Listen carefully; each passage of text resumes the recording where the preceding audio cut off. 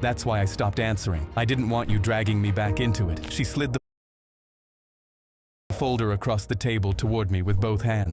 My 8-year-old daughter pointed at the 9 dead bodies on the news and cheered, "Daddy, look what I did!" The reporter was standing beside a crashed bus on a highway, and Amelia bounced on her toes and shook my IV drip in excitement. "Isn't it great?" I muted the TV and laughed nervously. "Amelia, what are you talking about?" She rolled her eyes like I was being dumb. "I waited all day on the side of the highway for a bus to come, and when it did, I pushed a big rock off the edge so it would crash and kill people." My hands were trembling so hard, the remote slipped off my lap. 3 hard knocks rattled the door, and I grabbed my walking cane to open it. The older officer pointed at Amelia. "Sir, we need to speak with your daughter." I stepped in front of Amelia. "She didn't do anything. She makes things up. She watches too much TV." She leaned around my leg. "Daddy, I did do it. I did it for us. The bus was silver. It rolled 4 times. I counted. I caught my balance on my cane.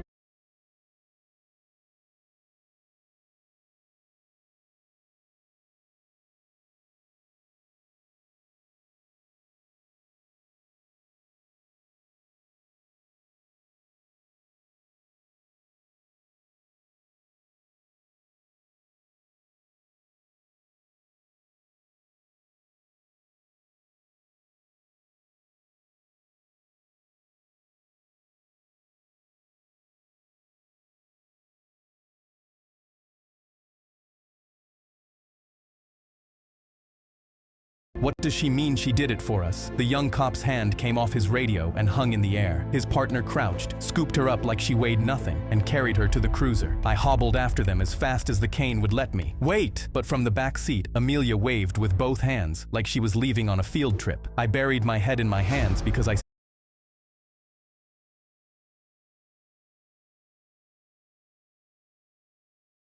still couldn't figure out what was going on until my phone rang. A woman from the transplant center spoke. "Sir, there's been a fatal bus crash killing 9 people. This means we have a heart transplant available for you. We need you tonight." I covered my mouth with my hand. My daughter had killed 9 people to get me a heart transplant, and it worked. "Sir, can you come in?" I said yes. My 8-year-old daughter pointed at the 9 dead bodies on the news and cheered, "Daddy, look what I did!" The reporter was standing beside a crashed bus on a highway, and Amelia bounced on her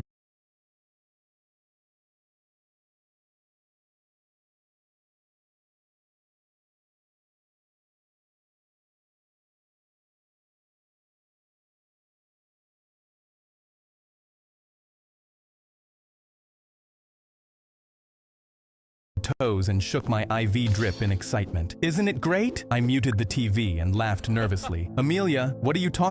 I pressed the guard's master key into a bar of soap the second his back was turned, holding my breath while the shape of the key sank in. My cellmate Reggie stood in the doorway, blocking the guard's view with his body. I'd been sent to prison for a murder I didn't commit, and my lawyer had stopped picking up my calls. I had to take matters into my own hands, or I'd be facing the electric chair next week. Every night, I melted plastic spoons over a lighter. Reggie snuck in from the kitchen, pouring the melted plastic into the soap key bit by bit until it finally held its shape. A guard walked past my cell twice while I was in the middle of pouring, and both times I shoved everything under my mattress, my heart pounding so hard I was sure he could hear it. On the 5th night, the key snapped clean in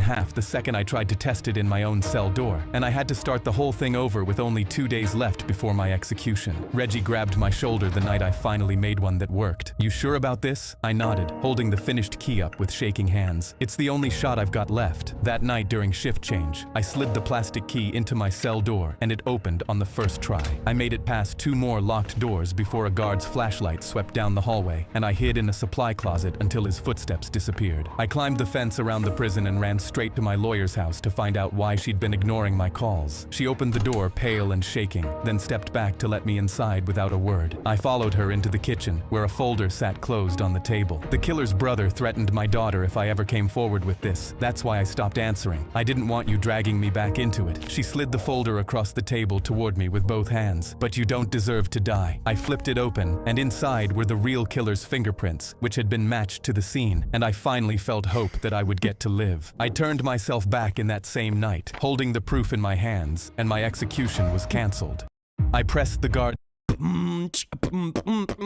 I was hunting elk in the woods when I heard something whimpering under the snow. I dug 10 minutes and pulled out a pup, eyes barely open, ribs showing, too cold to shake. I wrapped him in my flannel and carried him 3 miles back to my cabin, hidden inside my jacket against my chest. He was barely breathing when I got home. I warmed milk and fed him drop by drop from an eyedropper until his tongue started moving. He slept on my chest that night, and every night after. Another hour, and he'd have been dead. 6 months later, I took him in for his shots. The vet asked his breed, and I said he was a husky somebody dumped. He walked me into a back room and shut the door. That's not a husky. That's a northwestern gray wolf, maybe 200 left in this country. He slept in my lap on the way home with my hand on his head, and I never told a soul. I raised him like he was my own kid. 2 winters later, 3 trucks pulled up my driveway, and 3 men in camo got out with rifles. The lead one walked up to my porch like he owned it. Got a tip you've been hiding something up here. Where is it? I stepped outside and pulled the door shut behind me. There's no animal. He laughed. Come on, man. We know exactly what you got. That thing's worth 40 grand to a trophy hunter and we'll cut you in. I told him to get off my property. He held up a folded paper. State signed off on it, friend. Ain't your pet? It's a wild animal. I didn't move. He cocked his rifle and aimed it at my chest. We're walking out with that thing. Don't matter if you're standing there or not. That's when the door behind me flung open and 120 pounds of white fur came through it with his teeth already showing. He launched himself at the lead hunter. The rifle went flying into the porch ceiling while my boy held him down and opened his jaws. I closed my eyes as the hunter started screaming. The other 2 hunters dropped their rifles and ran. I opened my eyes. The lead hunter dragged himself away, missing a couple fingers off his shooting hand. He walked back to me, snow and blood on his mouth, and pushed his head into my hand. I'd spent 3 years thinking I was protecting him, but he'd been waiting for his turn to return the favor. He still sleeps on my chest every night, and nobody comes up that mountain to bother us anymore.